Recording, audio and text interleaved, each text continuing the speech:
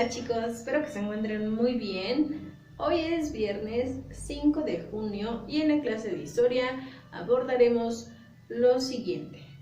Primero, vamos a recordar únicamente el periodo de gobierno que corresponde a Plutarco Elías Calles, ¿sí? Ya que de esto depende el tema que vamos a trabajar el día de hoy.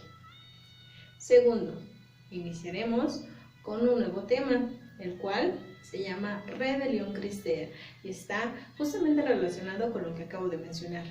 ¿Ok? Y tercero, vamos a cerrar con una lectura en su libro de historia. Así que, pues vamos a comenzar.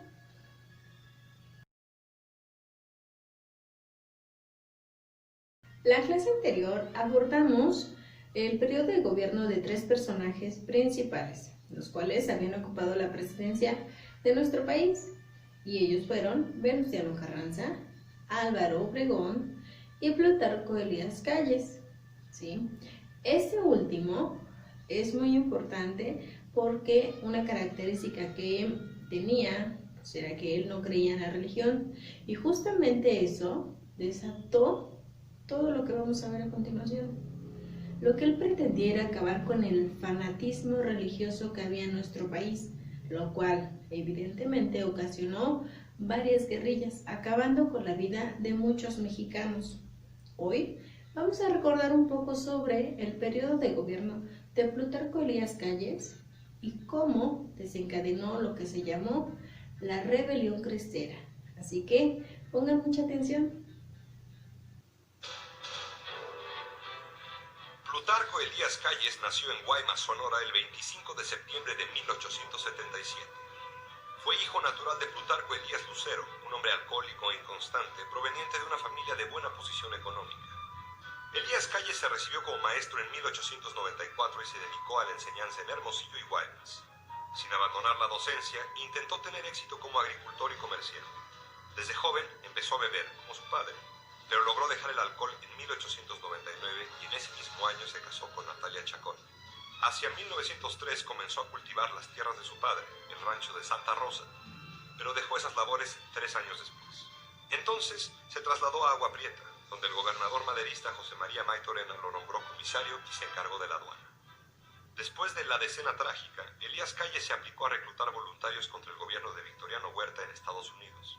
Y el 5 de marzo de 1913 entró al país con un pequeño contingente para unirse a la lucha contra el asesino de Madero. Calles, designado jefe de armas de Nogales, quedó bajo las órdenes de Álvaro Obregón, jefe del ejército constitucionalista en Sonora. Para diciembre de 1913, Calles ya era coronel y comandante militar de Hermosillo. Tras la victoria de los constitucionalistas sobre el régimen de Huerta, sobrevino la ruptura entre los revolucionarios que lo habían combatido. En Sonora, el gobernador Maytorena apoyó a Villa y se opuso a Venustiano Carranza, con lo que se ganó también la enemistad de Calles y Obregón. En octubre de 1914, las tropas maytorenistas y villistas pusieron sitio a la ciudad de Naco, defendida por Plutarco Elías Calles. Después de más de 3 meses de resistencia, Calles obtuvo la victoria y el grado de general brigadier. Cuando Calles derrotó definitivamente a Maytorena, Carranza le extendió el nombramiento de gobernador y comandante militar de Sonora el 4 de agosto de 1915. En ese puesto, Calles promulgó leyes moralizadoras, como la prohibición de las bebidas alcohólicas, logró avances en la aplicación de la justicia y expidió medidas para reactivar la economía y la agricultura.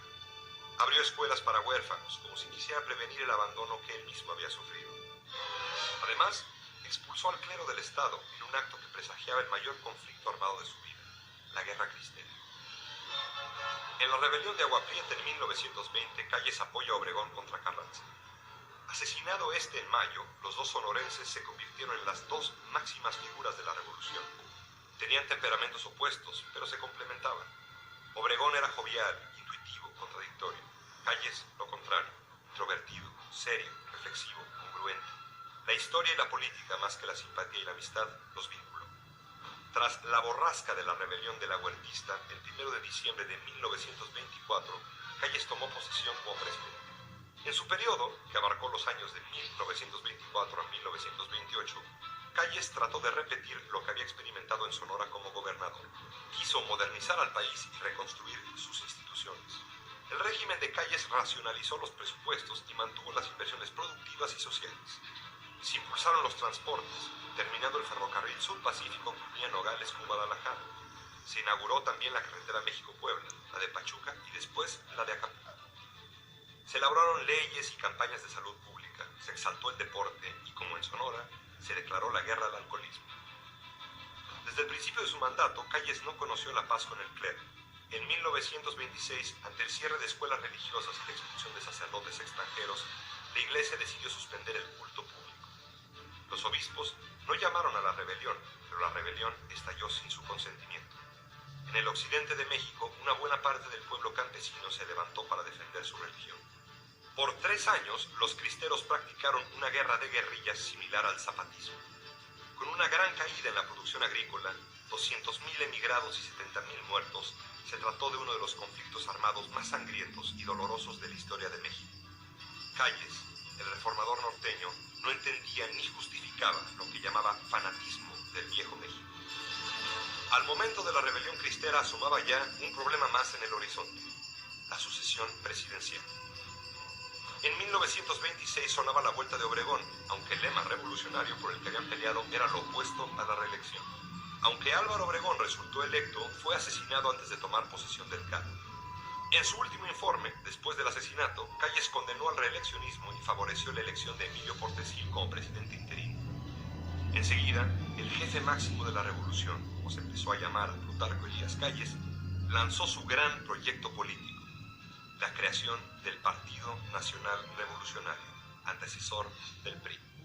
En sus primeras elecciones presidenciales, el nuevo partido lanzó como candidato a Pascual Ortiz Rubio y aplicó por primera vez su tecnología de fraude electoral contra José Vasconcelos, candidato opositor. Al final, en noviembre de 1929, se declaró ganador a Ortiz Rubio en unas elecciones que con toda probabilidad perdió. A los presidentes Ortiz Rubio, Portesil y su sucesor Abelardo Rodríguez se les consideró títeres de Calles.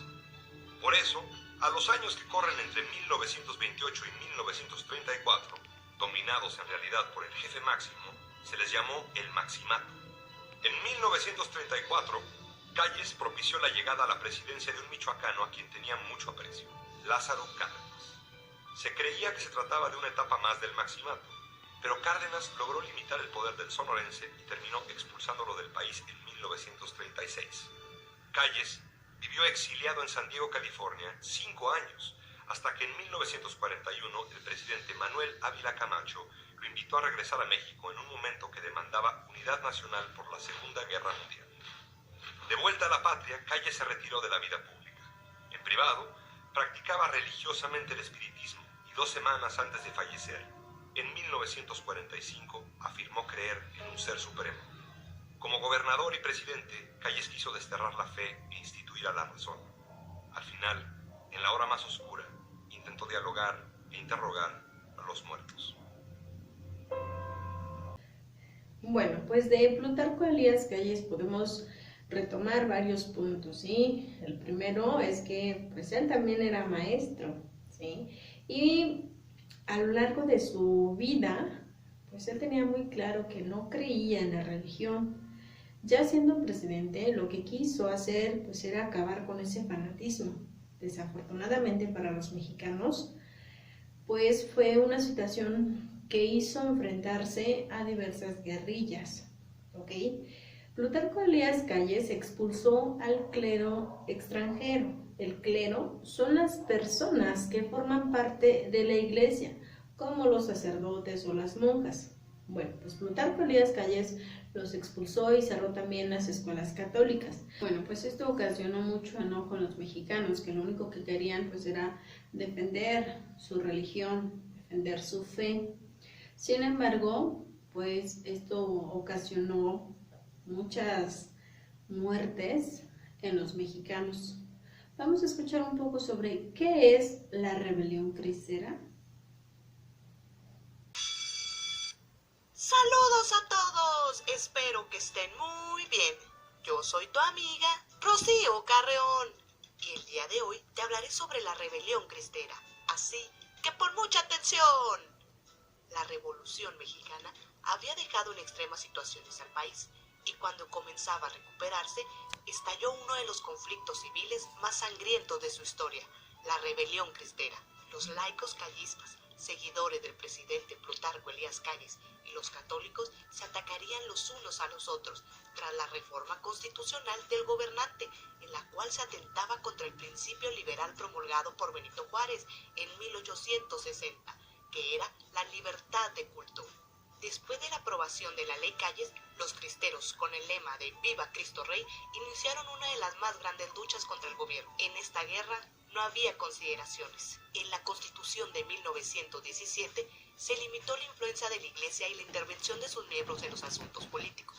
En 1926, el presidente Calles expidió una ley que prohibía el culto externo y que hubiera sacerdotes extranjeros, los cuales fueron expulsados del país. Limitaba el número de sacerdotes y clausuraba las escuelas católicas. En respuesta, las autoridades de la Iglesia Católica suspendieron las actividades religiosas en todos sus recintos y sus feligreses realizaron numerosas protestas contra la acción del gobierno, llegando incluso a las agresiones.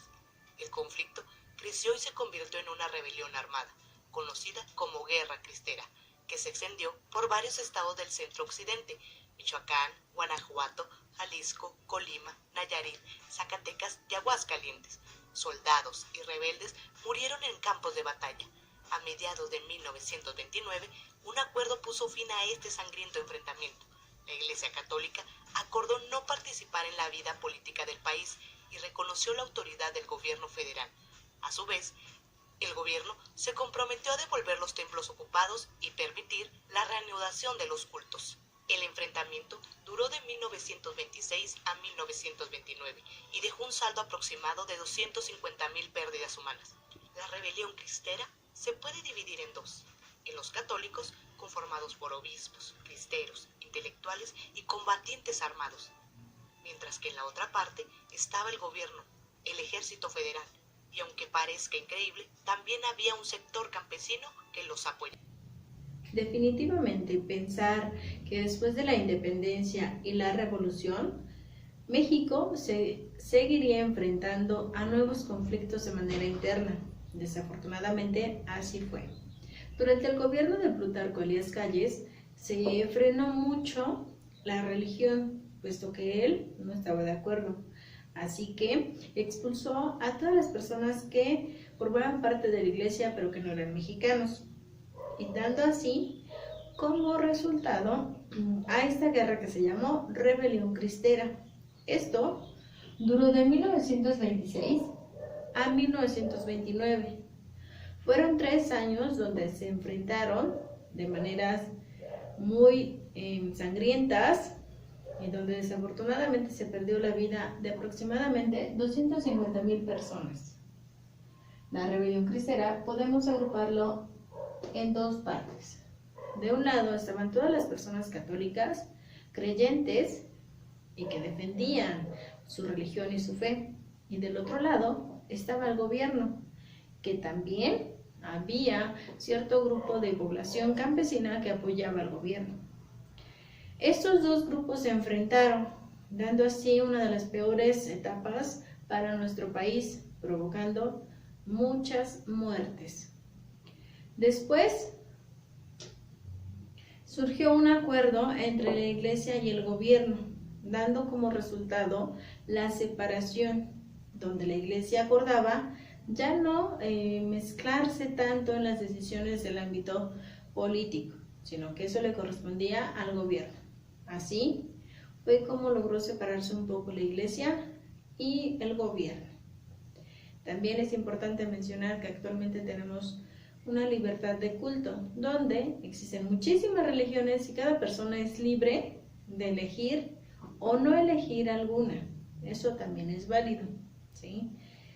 Así que, pues ya sabemos que la rebelión cristera fue un periodo que abarcó de 1926 a 1929, dando como resultado muchísimas muertes en nuestro país, y fue una de las épocas más tristes que vivió nuestro país.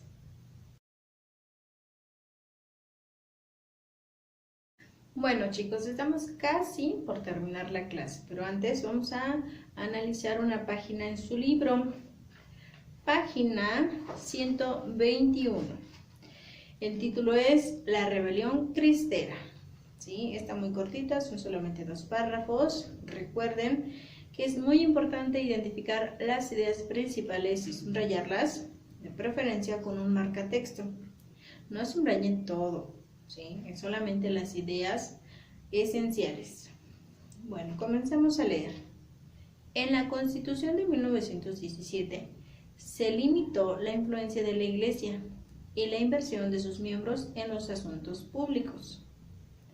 En 1926, el presidente Calles, que fue Plutarco Elías Calles, expidió una ley que prohibía el culto externo, procesiones y ofrendas, a eso se refiere, y oficiar a sacerdotes extranjeros. ¿Sí? Recuerden que él expulsó al clero, todas las personas que formaban parte de la iglesia, pero que no eran mexicanos. Limitaba el número de sacerdotes y clausuraba las escuelas católicas. Bueno, todos estos factores son los que originaron la rebelión cristera. En respuesta, las autoridades de la Iglesia Católica suspendieron las actividades religiosas en todos sus recintos y sus feligreses realizaron numerosas protestas contra la acción del gobierno, llegando incluso a las agresiones. Aquí se empezaron a notar las primeras manifestaciones de las personas que defendían su religión. El conflicto creció y se convirtió en una rebelión armada, conocida como Guerra Cristera, ¿sí? Acuérdense, así se le llamó, que se extendió por varios estados del centro occidente. Entre ellos encontramos a Michoacán, Guanajuato, Jalisco, Colima, Nayarit, Zacatecas y Aguascalientes. Fueron los principales estados donde se empezaron a manifestar estas rebeliones. Soldados y rebeldes murieron en los campos de batalla, ¿sí? De los 2 bandos murieron personas. A mediados de 1929, un acuerdo puso fin a este sangriento enfrentamiento. Recordemos que este acuerdo fue donde pues la iglesia por fin tomaba parte y estaba dispuesta a hacer lo que realmente le correspondía y se alejaba un poco de las decisiones políticas. La Iglesia Católica acordó no participar en la vida política del país y reconoció la autoridad del gobierno federal. Sí, surgió esta separación entre la Iglesia y el ámbito político. A su vez, se comprometió en devolver los templos ocupados y permitir la reanudación de los cultos. Ok, pues fue un acuerdo. La iglesia, por su parte, ya no se iba a involucrar más en los ámbitos políticos y el gobierno iba a dejar que la gente pues siguiera con su religión.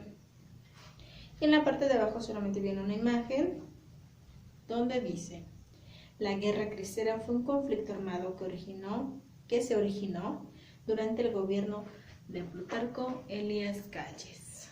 ¿Ok? Pues eso fue uno de los aspectos más importantes que sucedió durante su mandato. Además, acuérdense que él se llamaba a sí mismo como el jefe máximo, que también fue otro periodo complicado porque a pesar de que ya no era formalmente el presidente de México, seguía tomando las decisiones más importantes de nuestro país, pero que pues este periodo fue marcado precisamente por esta sangrienta rebelión, donde miles de mexicanos perdieron la vida. Y bueno, hasta aquí vamos a dejar la clase de historia, pero antes vamos a realizar una actividad. Bueno, la actividad de cierre está muy sencilla, ¿sí? En su libreta tienen que elaborar un mapa conceptual.